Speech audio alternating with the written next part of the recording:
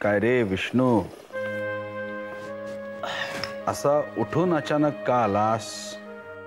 काय नाही मालक, तुमची मला आठवण आली. आणि काय? काय नाही, जाऊ दे. तुम्ही केव्हा येताय? वेळ लागेल विष्णू, काही सांगता यायचं नाही. मालक, तुम्ही मला अजूनही सांगितलेलं नाही इथे तुम्ही का आलात ते. स्वच्छता अभियान. स्वच्छता अभियान. इथे काही मन कलुषित झालेली आहेत. डोक्यात कचरा शिरलाय, तो साफ करण्यासाठी आलेलो आहे. काय विष्णुपंत, तिकडे तुमचा आणि सोपान काकांचा राजा राणीचा संसार कसा काय चालू आहे? हसा हसा, तुम्हाला मस्करी सुचते, भोगावं लागतंय मला. काय नवीन प्रताप? तेच, मी त्यांच्या बापाचा नोकर असल्यासारखे. विष्णू, काल तुमच्या खुर्चीत बसले होते ऐटीत, वाड्याचा मालक असल्यासारखे. मी म्हटलं उठा उठा पहिले, नाहीतर बादलीतून घाणेरडं पाणी बाहेर ओततात तसा बाहेर होतील. तसे घाबरले आणि उठले, मला मस्का मारायला लागले. काय नाही हो मालक, हा म्हातारा म्हणजे माझ्या डोक्याला ताप आहे, दुसरं काय नाही. श्रीराम. चला, म्हणजे त्यांच्या मनातली सुप्त इच्छा ते पूर्ण करून घेतायत तर चांगलं आहे. आणि ते फोन प्रकरण ते सुरूच आहे अजून. आज सकाळीच मला बाहेर कसली तरी कुजबूज आली म्हणून मी बाहेर आलो. मला बघितल्याबरोबर फोन खाली ठेवला आणि सटकले. अरे वा, म्हणजे आता सोपान काकांना फोनही वापरता येऊ लागलाय तर. छे हो, स्वतःचं मनोरंजन करायचं आणि माझ्या डोक्याला ताप द्यायचा, हाच पोरखेळ चालू आहे त्यांचा. आणि ते आणखीनही काही आहेच का? नाही, जाऊ दे. अरे बोल ना बावळ्या, मगाशी देखील बोलता बोलता गप्प बसलास. मी म्हटलं होतं ना तुम्हाला, ते मला वहीतलं कोरं पान मिळालं म्हणून. ते विष्णू, आता पुन्हा तो खजिन्याचा विषय नको. ऐका ना मालक, परवा हे बादशासारखे उठले आणि दुपारपर्यंत बळकटी तशीच. शेवटी मीच आवरायला घेतली, तर मी ती वळकटी आवरत असताना मला तसंच आणखी एक कोरं पान सापडलं. म्हणजे मालक,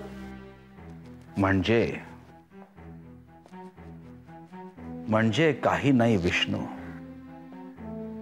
तेही या गैरसमजुतीखाली आहेत की कधीतरी त्यांच्या नशिबाची अक्षरं उमटतील त्या कोऱ्या पानावर.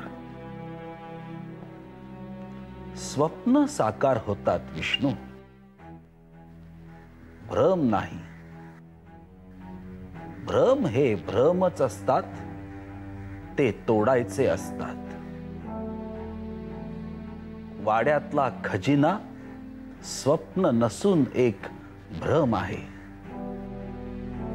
आणि तो तोडलेलाच बरा. श्रीराम श्रीराम.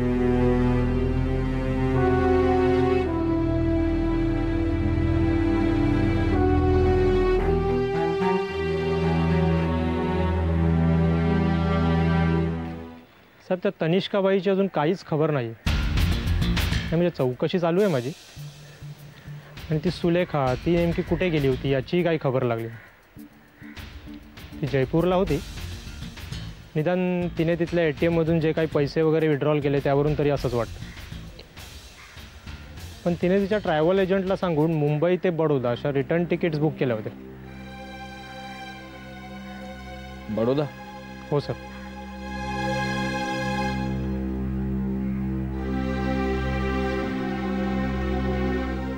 स्मार्ट. सावंत दरोडा घातलात का कधी? काय विचारता सर? हुशार दरोडेखोर दरोडा टाकून नेहमी 8च्या आकड्यात पळतात. 8. म्हणजे काय, त्यानंतर आपले स्निफर डॉग्स जेव्हा त्यांच्या ट्रेलवर निघतात तेव्हा ते तिकडल्या तिकडेच घुटमळत राहतात, कन्फ्यूज होतात बिचारे. सुलेखा 8च्या आकड्यात पळतेय सावंत. म्हणजे सर?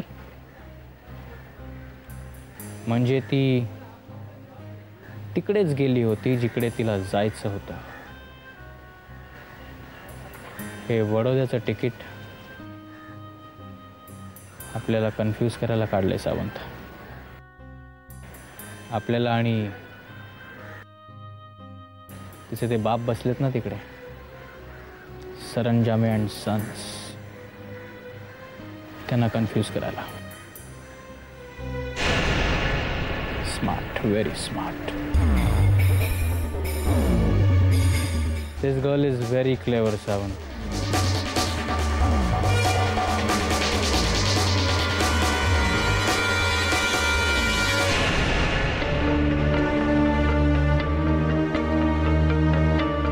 तुमच्या लेखी तो नालायक असेलही, पण नालायक माणसाचं प्रेम देखील प्रेमच असतं, नाही का?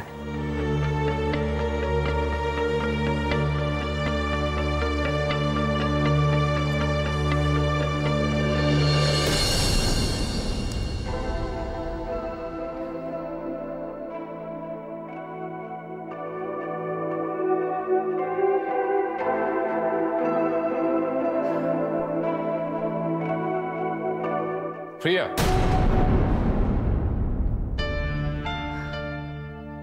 तू कधी आलास? तुझी तंद्री लागली होती तेव्हा.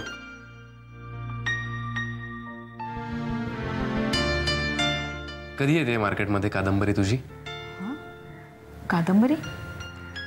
तू एवढा घनघोर विचार करतेयस, मला वाटलं एखादी कादंबरी वगैरे लिहितेस का काय? नाही रे, सहजच. Anything wrong?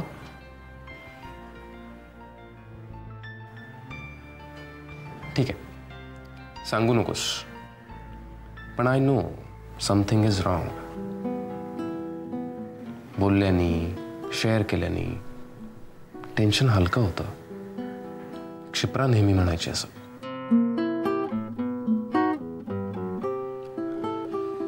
ओके, मी आजोबांबरोबर बसतो बाहेर. स्वप्नील, मागे कोकणात आपण दोघं बोललो होतो, आठवतंय? ज्यावेळी तू अनवॉन्टेड लोकांचे नंबर्स डिलीट करत होतीस तेव्हा.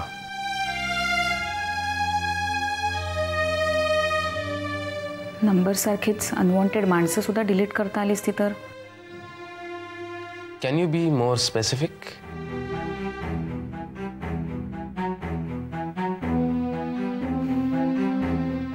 इन्स्पेक्टर विक्रांत भोसले. विक्रांत भोसले हा तोच इन्स्पेक्टर आहे का जो? त्याने एकदा मला फोन केला होता सुलेखाच्या बाबतीत. सुलेखाचा आणि त्याचा काय संबंध आहे? सुलेखाचं ज्याच्याशी लग्न होणार आहे तो ह्याचा खूप जवळचा मित्र आहे. ओह, आय सी. मग मग काही नाही, आम्ही अनेक वेळेला भेटलो, बोललो. बहुतेक वेळेला विषय सुलेखा हाच होता. But somehow we came close as friends. Only as friends? Yes. Kshipra जेव्हा गेली तेव्हा त्यानेच सुलेखाला अटक केली. पण मग ते यशवंतराव सरंजामे पोलीस स्टेशनला आले आणि ह्याने सरड्यासारखा रंग बदलला. आज त्याच्यामुळेच सुलेखा. जर सुलेखा निर्दोष असेल तर इन्स्पेक्टरची तरी काय चूक आहे ना? जाऊ दे ना स्वप्नील. कुठलाही विषय शेवटी अशा पॉइंटला येऊन थांबतो ज्या मुद्द्यावर मी आणि माझ्या विरुद्ध सगळं जग. अशीच परिस्थिती आहे सध्या. तो त्रास देतो का तुला? नाही. इट सीम्स त्याचं माझ्यावर प्रेम आहे. व्हॉट? अनेक वेळा फोन केले त्याने. एक दोनदा वाटेत गाठून बोलायचाही प्रयत्न केला आणि कशाचाच उपयोग झाला नाही म्हटल्यावर त्या डॉक्टर सामंतांना हाताशी धरलं. डॉक्टर सामंत म्हणजे ज्यांच्याकडे शुभ्राची तेच. डॉक्टर सामंतांचा काय संबंध आहे? त्यांचा मेहुणा आहे तो. God, such a small world. मग काय, त्या डॉक्टर सामंतांनी खोटं काहीतरी सांगून मला त्यांच्या क्लिनिकमध्ये बोलावून घेतलं आणि लागले बडबड करायला त्याच्याविषयी. माझं डोकं असं सटकलं ना.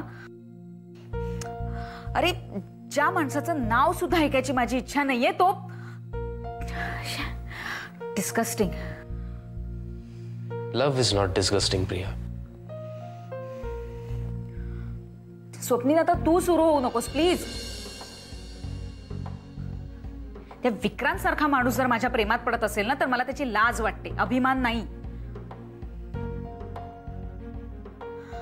एकदा तर असं मनात आलं होतं की त्याला जाऊन भेटावं आणि पण म्हटलं जाऊ दे कशाला. बट आय स्वेअर स्वप्नील, पुन्हा त्याचा फोन येऊ दे आणि तो मेला.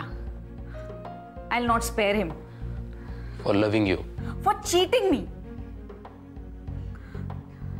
आधी पाठीत खंजीर खुपसायचा आणि मग म्हणायचं प्रेम आहे. हिम्मत बघ त्याची.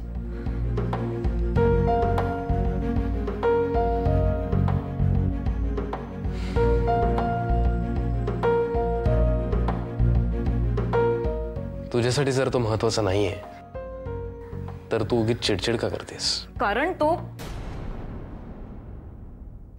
कारण तो महत्वाचा आहे.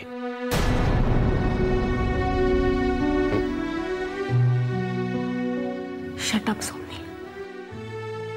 Shut up.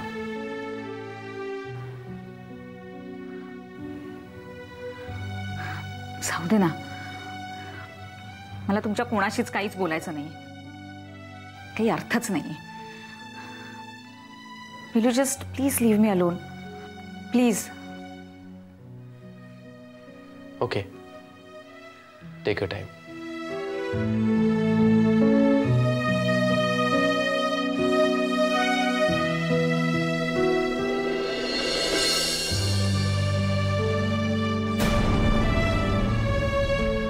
He loves you, Miss Priya.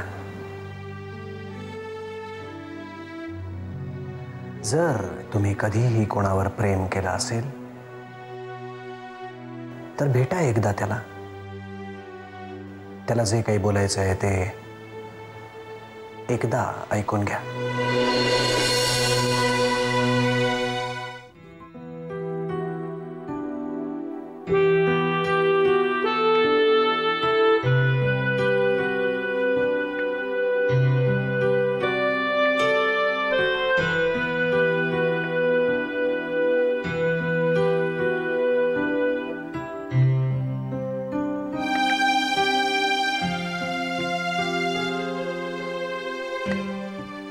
आजोबा, हळू हळू हळू बसा. श्रीराम श्रीराम. काय बाहुली, चिंतन चाललंय वाटतं. सहज. ओ हो, सहज. बरं बाहुली, हा महिना कुठला? एप्रिल. मग एप्रिल महिन्यात काय असतं? एप्रिल फूल. कोणाला करायचंय? कुसुमात्या. नको नको नको. एप्रिल फूल म्हणे. अगं, एप्रिल महिन्यात आदिनाथ आणि शुभ्राच्या लग्नाला वर्ष पूर्ण होईल. या आजोबा, माझ्या लक्षातच नाही आलं. बेंधळी कुठली. त्यांच्या लग्नाचा वाढदिवस साजरा करायला नको? ऑफकोर्स. मग राज्यात दवंडी पिटवून टाका. लगेच लागते कामाला. ताबडतोब. एक मिनिट आजोबा, पण थांबा, मला सांगा की आदिदादाच्या लग्नाच्या वाढदिवसाची तारीख आपण नेमकी कोणती पकडायची? म्हणजे त्यांनी लग्न केलं ती का आपण त्यांचं लग्न लावून दिलं ती? म्हणजे आजोबा असं काय करता? आदिदादाने शुभ्राशी कोकणातच नव्हतं का लग्न केलं? तिला लग्न करूनच तो वाड्यावर घेऊन आला होता. मग तो राडा झाला, मग तो मिटला आणि मग आपण त्यांचं लग्न लावून दिलं ना वाड्यावर. मग आता तुम्ही सांगा तारीख कुठली पकडायची, ती काही? अरे चा, म्हणजे छत्रपतींच्या जन्मतारखेप्रमाणे यांच्या लग्नाच्या वाढदिवसाच्या तारखेचंही घोळ आहेत वाटतं. हो. हरकत नाही, हरकत नाही. तारीख महत्वाची नाही, सोहळा महत्वाचा. करेक्ट. आपण दोन्ही दिवस साजरे करूया. आपलं काय जातंय. मग लागा कामाला, लागा लगेच.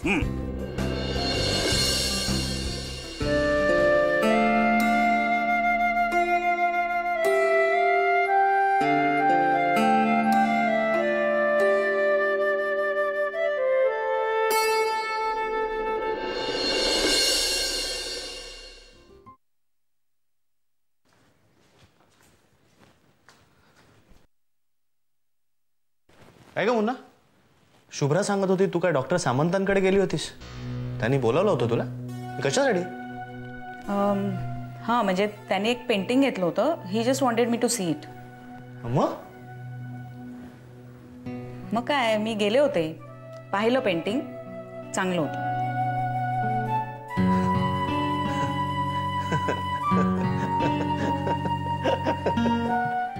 त्यांचं असं म्हणणं आहे की काय की तुला जाम त्यातलं कळतं मिळतं.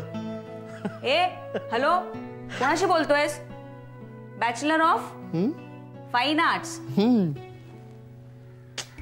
Bachelor of fine arts. हा बॅचलर शब्द कुठल्या गाढवाने शोधून काढला ग?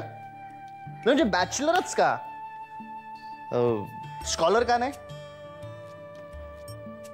बिचाऱ्याचं ना लग्न झालं असणार आणि तरी त्याची स्वतःला बॅचलर म्हणून घेण्याची हौसच भागत नसणार. अर्थात लग्न झाल्यानंतर प्रत्येक पुरुष आपण बॅचलर होतो तेव्हा किती बरं होतं असंच म्हणत असतात. हो शुभ्रा. काय काय नाही, काय नाही. तुला काय अणुयुद्ध सुरू करायचंय की काय? मी असं जनरल म्हटलं ना. हो, किती घाबरतोस रे दादा, किती घाबरतोस. काय घाबरत नाही प्लीज. पण तुला माहितीये, तुम्हा पुरुषांचं असंच असतं, तुम्ही हिपोक्रेट्स असता. म्हणजे आधी मुलींच्या मागे लागायचं आणि मग नंतर लग्न वगैरे झाल्यानंतर मग हे सगळे बॅचलर हुडचे गोडवे गायचे. हॅलो, मी लागलो होतो तिच्या मागे. म्हणजे ती लागली होती शुभ्रा. बसला. काय नाही. आमची केस जरा डिफरंट होती. आम्ही दोघेही एकमेकांच्या मागे लागलो नव्हतो. आम्ही असे अचानक एकमेकांसमोर आलो. पण आता आयुष्यात सुखी आहेस ना, त्यानंतर 1 वर्ष होत आलं ना.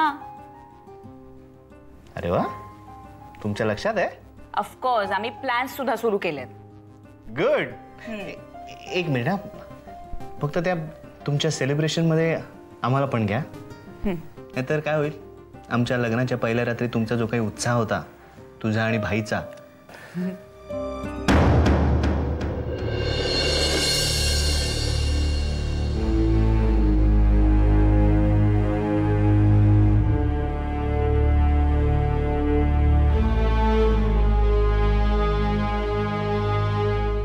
यावेळेला फक्त भाई नसेल, नाही का? असं नको म्हणूस दादा, असेल ना भाई सुद्धा. आणि नाही आला तर आपण ओढत आणू त्याला. पुरे झाले तुमची भांडण आणि इगोज. आणि शेवटी लहान बहीण म्हणून माझं काही हे आहे की नाही.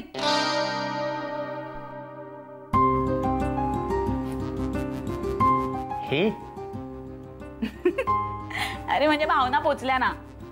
नाही, माझ्यापर्यंत पोचल्या, पण आपल्या सगळ्यांच्या भावना भाईपर्यंत पोचल्या की झालं. त्याचीच वाट बघतोय मी.